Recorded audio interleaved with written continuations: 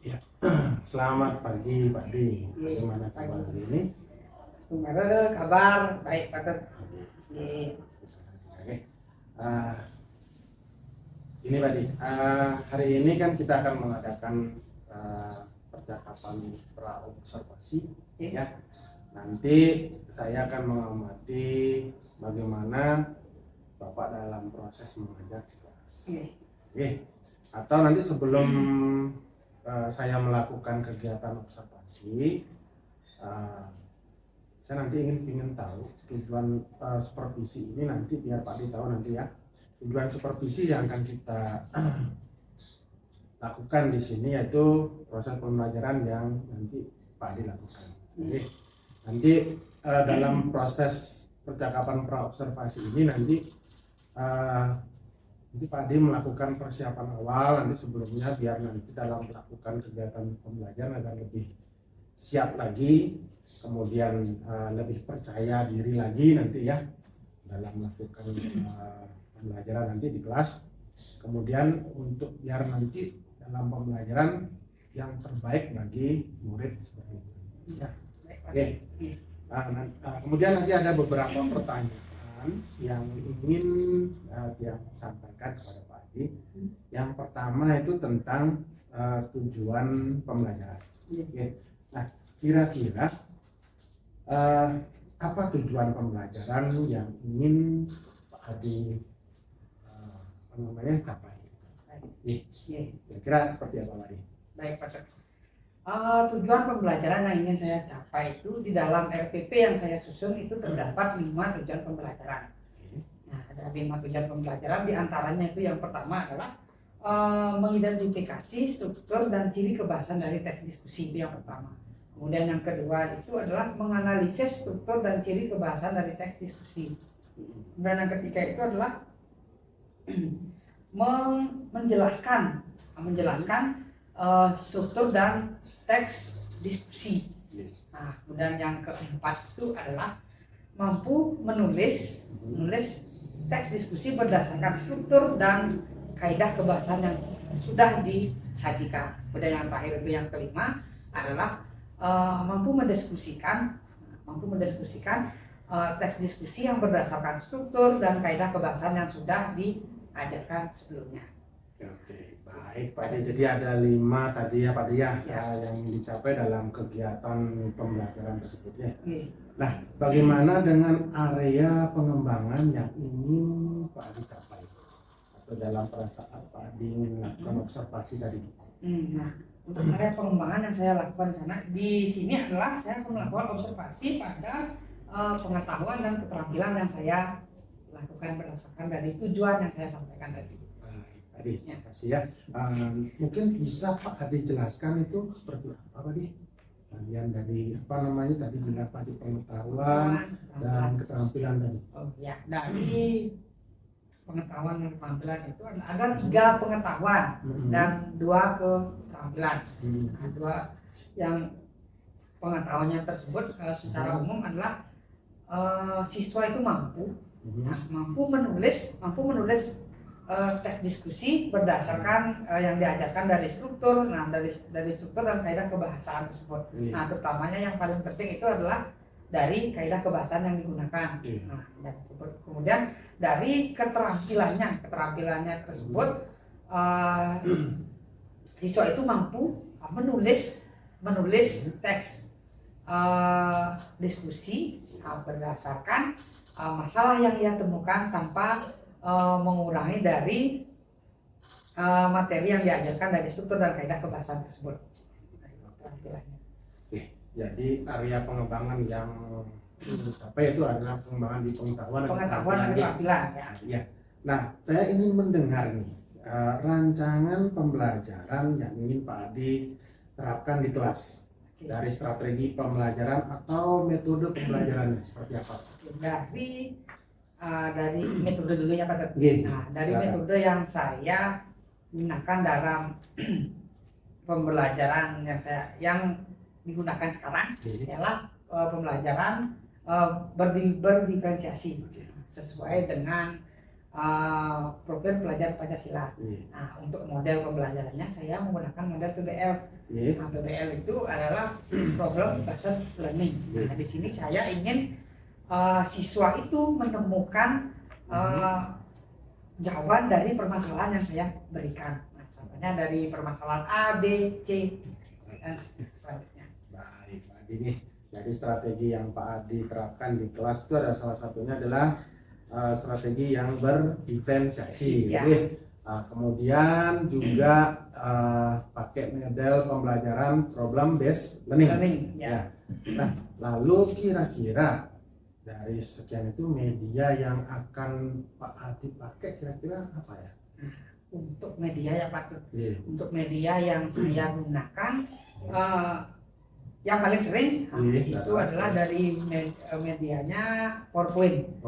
Nah, PowerPoint bisa saya tayangkan melalui proyektor. Kemudian biar gampang lagi, mungkin saya share PowerPoint-nya tersebut, saya tampilkan siswa melalui HP masing-masing. Nah, selain PPT, saya juga menggunakan video. Nah, video pembelajaran agar memudahkan juga siswa mengerti pembelajaran tentang teks diskusi tersebut. Nah, selain media juga patut. Nah, selain media juga setelah pembelajaran itu saya menggunakan refleksi. Ya, refleksi dengan menggunakan Kahoot, Quizzes yang paling sering. Ya. Oke. Baik, kira-kira ini. Nah, mungkin pada saat pembelajaran itu mungkin Pak Adi nanti melakukannya pada hari apa? Mungkin di mana, di kelas apa?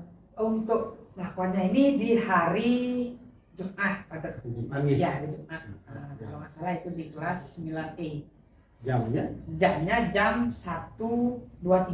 Oke. Ya, jam pertama 2 dan 3. Pak Adi sedikit yang nanti akan hadir di hari Jumat di kelas 9E jam 1, 2, 3. Oke. Nanti saya akan melakukan supervisi ke kelas, yang observasi ke kelas, kelasnya Pak Adi. Nanti saya akan melihat dan mengamati serta nanti mencatat mungkin hal-hal apa saja nanti yang terjadi di kelas ya. Oke, sebelum kita hari Pak Adi, akhirnya nanti ini seperti ini, lalu kira-kira dari hasil percakapan ini apa yang Pak Adi? Yang saya dapatkan di sini adalah dari pengetahuannya tersebut. Dapat ya, dari pengetahuannya tersebut siswa berarti kan harus fokus di pengetahuan dan keterampilan. Nah, setelah itu saya juga harus menyiapkan media berupa PowerPoint dan juga video yang akan saya gunakan ketika pembelajaran. Nanti kalau sudah melakukan kegiatan pembelajaran di kelas, kita akan mengadakan kegiatan pasca observasi ya Pak ya. Nanti di sana nanti percakapan pasca observasi yang akan didampingi oleh juga dengan pengajar praktek.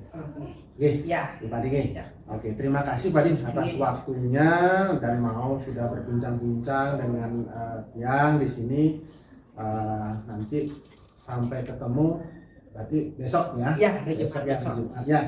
Dalam kegiatan observasi di kelas 9. Ya. Terima kasih Pak Adi atas waktunya. Ya.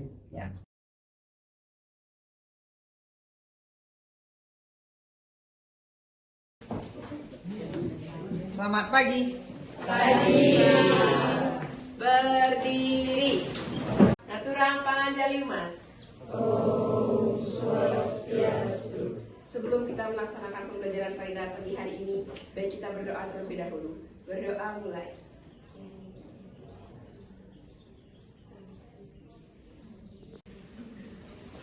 Selamat pagi.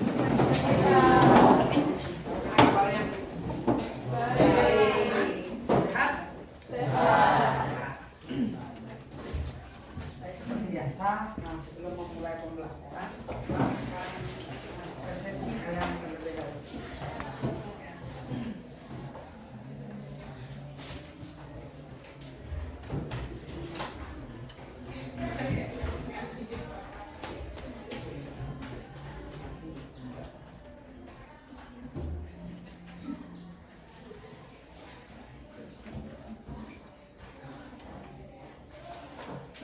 Berarti ada yang tidak masuk hari ini?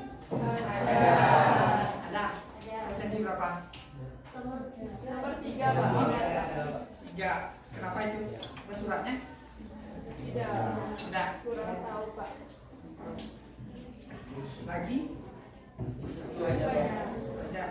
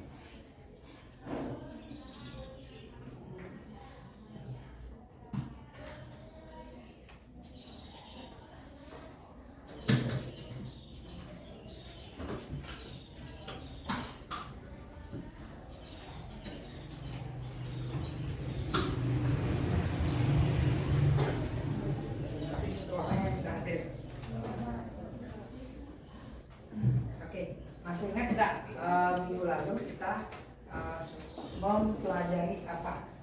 Masih yang kita pelajari. Masih ingat? Apa itu? Mempelajari jenis dari teks diskusi. Jenis teks diskusi ada berapa jenis teks diskusi? Ada 10. Ada 10. Siapa yang masih ingat? Coba tangan. Ke 10-nya. Coba. Pak bagian. Coba Diana dulu. Itu yang pertama ada diskusi kelompok, Ya. lalu ada seminar, Oke. diskusi panel, Oke, segitu. Coba Krisya. Terus setelah sana itu ada diskusi simposium, karya, Oke. kongres, Kongres. parasehan, dan Ada ya, coba. itu ada konferensi, Konferensi. terus munas, Munas. sama training. Training. Oke, itu ada 10 jenis teks diskusi yang sudah kita pelajari minggu lalu. Nah, untuk sekarang sama seperti teks-teks yang sebelumnya. Ya, dalam teks diskusi ini juga memiliki struktur. Ya, memiliki struktur teks. Nah, dalam teks diskusi ini ada 3 struktur teks. dimulai. Visi dan kesimpulan. Oke, sebelum masuk ke materi, tujuan dari mempelajari struktur teks diskusi ini. Ada 5 tujuan dalam pembelajaran kali ini. Yang pertama adalah, mengidentifikasi struktur, ya, identifikasi struktur dan ciri kebahasan dari teks diskusi. Terus yang kedua, menerangkan struktur dan ciri kebahasan dari teks diskusi. Yang ketiga, menjelaskan struktur dan kemudian yang keempat, Menulis teks diskusi yang berisi gagasan, pendapat, argumen yang mendukung dan juga kontra serta solusi atas permasalahan aktual dalam teks diskusi dengan memperhatikan struktur dan kebahasaannya. ya tetap kita berfokus ke struktur dan ciri kebahasan dari teks diskusi. Kemudian yang terakhir, melakukan diskusi gagasan atau pendapat argumen yang mendukung dan yang kontra serta solusi atas permasalahan aktual. itu kelima tujuan dari pembelajaran struktur dan teks dan ciri kebahasan dari teks diskusi. Nah, ini Bapak akan menggunakan metode PBL dalam pembelajaran struktur dan ciri kebahasan teks diskusi. Untuk medianya Pak gunakan PowerPoint dan juga video. Sudah Pak kirim di WA group. Oke, silakan. Coba kalian buka dulu PowerPoint-nya. Sudah buka? Kita langsung masuk ke struktur teks diskusi. Nah, sekarang coba kalian amati. Ada 3 struktur dalam teks diskusi. Iya. Nah, pertama ada Pendahuluan. yang kedua ada Isi. yang ketiga ada Kesimpulan.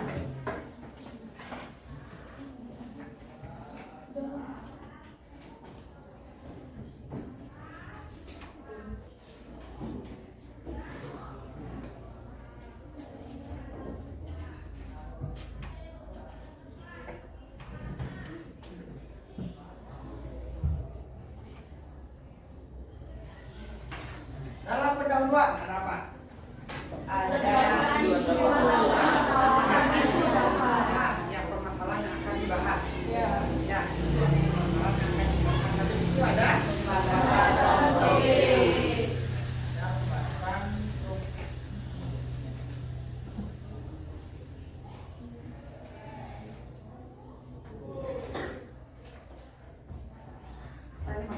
Apa yang dimaksud dengan pembatasan topik? Pembatasan topik.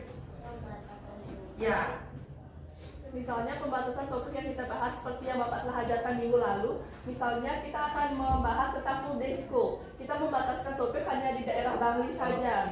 ya. Seperti itu. Ada pembatasan misalnya di seluruh dunia, banyak anak-anak di seluruh dunia, khususnya di kota-kota besar, ya kan? Itu ada pembatasan topik. Berarti kita hanya membahas anak-anak yang berada di kota-kota besar. Ya, itu nama pembatasan topik. Untuk apa kira-kira ada pembatasan topik dalam teks diskusi? Supaya campuran topiknya tidak terlalu luas.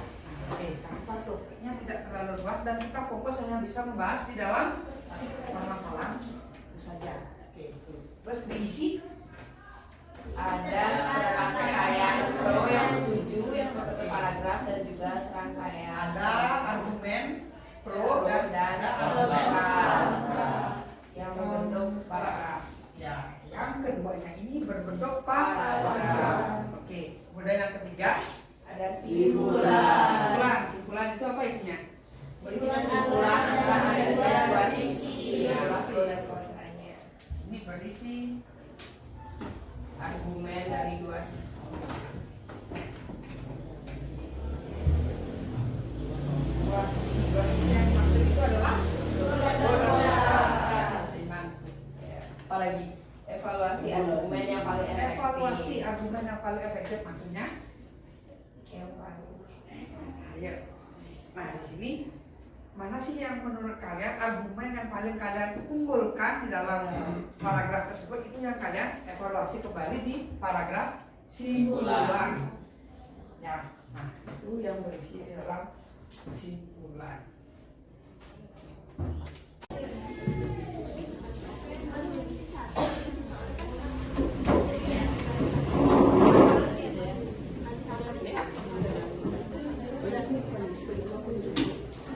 Itu yang akan maju ke depan kelas untuk mempresentasikan hasil dari diskusi kelompoknya. kata ini tuh menerangkan gadget. Ya, Kemudian yang kedua itu ada di paragraf kedua, tepatnya di kalimat ketiga, ada kata alat ini yang menunjukkan ininya itu menunjukkan gadget juga.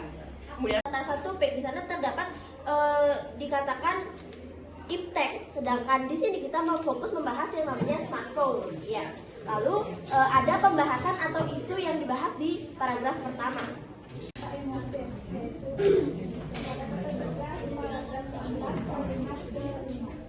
kata emotifnya apa? Tegas. Ya, lagi teman.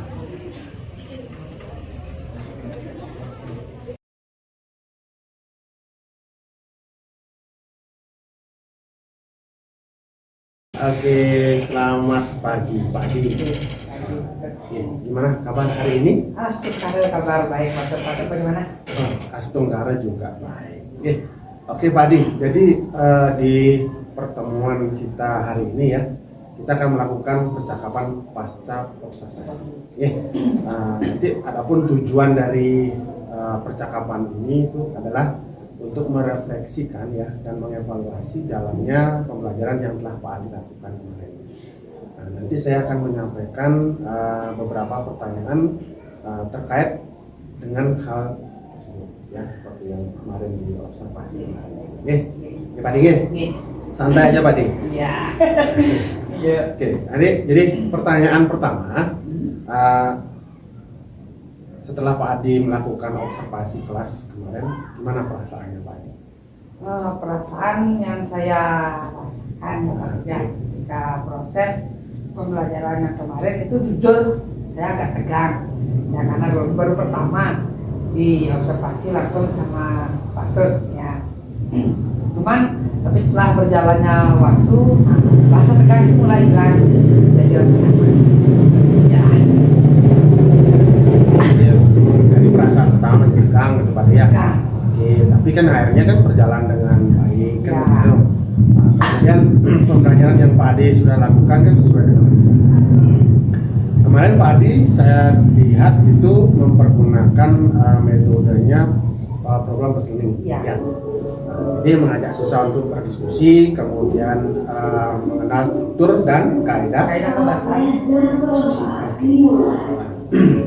Jadi bagaimana menurut Pak Ade atau area pengembangan yang ingin Bapak capai dalam pembelajaran, apakah sudah tercapai atau belum? Saya merasa pengembangan yang saya rencanakan itu dari aspek pengetahuan dan dari aspek keterampilan itu sudah tercapai. Nah, walaupun masih ada kendala yang saya hadapi ketika melakukan proses pembelajaran tersebut. Itu ada kendala berarti Ya. ya. Nah, kira-kira coba bisa Pak Ade ceritakan kendalanya Pak dalam pembelajaran. Oke, kendala yang saya hadapi itu patut ya. Yang pertama itu dari pembuatan medianya. Ya, pembuatan media dan itu yang pertama. Kemudian yang kedua itu dari proses pengelolaan kelasnya. Ya, dari proses pengelolaan kelasnya itu. Nah, misalnya dari pembuatan media. Gitu. Karena media yang saya gunakan itu kan banyak. Karena saya menggunakan metode diferensiasi itu diferensiasi konten. Berarti kan tidak hanya satu media yang saya gunakan, berbagai media. Kalau nggak salah ada 3 media yang saya gunakan. Nah, itulah untuk pembuatan media itu memerlukan waktu yang sangat banyak. Nah, terus dalam proses pengelolaan kelas itu masih banyak siswa yang belum rasanya pulih sekali konsentrasinya itu loh, ya. Misalnya dalam pembuatan kelompok, nah itu masih sangat luput sekali. Itu mungkin pengelolaan kelas itu yang ya kendala. Baik, jadi kendala Pak Ade itu dalam pembuatan media dan pengelolaan kelasnya. Ya, Oke. kelas. Nah, jadi lalu apa upaya yang Pak Ade dapat untuk mengatasi hal tersebut? Apa yang dilakukan? Kira-kira apa? Upaya yang saya hadapi yang pada dalam yang harus saya lakukan dalam hal itu adalah dari pembuatan media. Mungkin saya bisa dari jauh-jauh hari itu saya bisa membuat media. Apalagi media yang saya buat itu ya lebih dari satu, bahkan mungkin dari jauh-jauh hari. Misalnya mudah mencari media yang lebih gampang digunakan. Terus untuk pengelolaan kelasnya itu mungkin saya perlu memberikan siswa seperti apa namanya peregangan itu, patut memberikan kuis-kuis ini untuk menambah konsentrasinya, itulah ya ice breaking itu yang perlu saya berikan untuk mengelola kelas. Karena ketika konsentrasi siswa itu sudah bertambah pulih, maka situasi kelas kayaknya lebih oke. Oke, baik. Jadi rencana Pak Ade itu mengatasi kendala itu dengan membuat media itu jauh-jauh hari. Kemudian untuk dari pengelolaan kelasnya mungkin konsentrasi dari siswanya menggunakan SPQ. Ya, SPQ.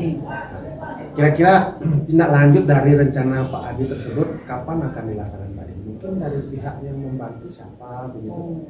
Tindak lanjutnya mungkin menyesuaikan dengan jamnya, maksudnya jam apa dapat berikan itu. Terus pihak yang mendukung itu, ya, pihak yang mendukung itu adalah mungkin dari warga sekolah, dari guru, kepala sekolah, mungkin siswa juga.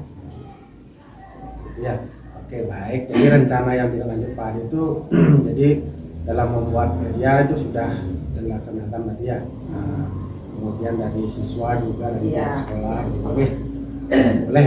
Jadi boleh nggak Pak Ade cerita tentang aktivitas apa yang mungkin dapat Bapak lakukan ya untuk pengembangan dari rencana tersebut gitu tadi. Apa saja kira-kira mungkin apa aktivitasnya apa yang aktivitas yang saya pembias pertama itu adalah ada 3 kategori ya. Yang pertama itu adalah pembiasaan pembelajaran berdiferensiasi itu aktivitasnya, dan yang kedua itu adalah melakukan refleksi diri dengan rekan sejawat, misalnya dengan rekan guru bahasa Indonesia ya. Terus yang ketiga itu adalah dengan cara